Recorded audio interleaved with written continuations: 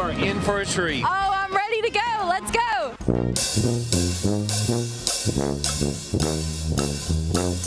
It's known as the parade after the parade.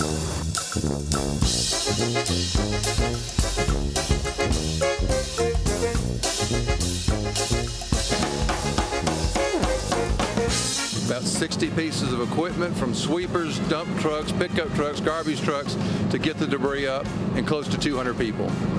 Mobile Public Works Department waits patiently with the barricades, sweepers, and recycle bins to follow Mobile's famous revelers.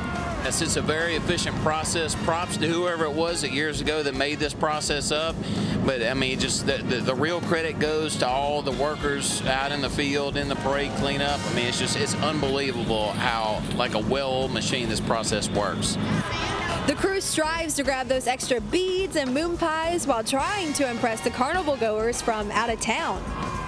When we have our out-of-town guests that are coming in, they see that we care about our city and that we are out and we're recycling and we're picking up litter and we want to have a cleaner Mardi Gras. The post-Mardi Gras cleanup is an art of its own. It's a process of roughly about 3.5 to 4 hours. Mardi Gras will be here next year, and when it is, Mobile Public Works wants to make sure it's cleaner and safer. When they see us coming by, don't try to run across the road before we get there. It's a very fast-moving process. Just work with us, allow us to get by. It doesn't take very long, and you'll be well on your way to either getting home, going to see that other half of the parade, or whatever it is your Mardi Gras mission may be.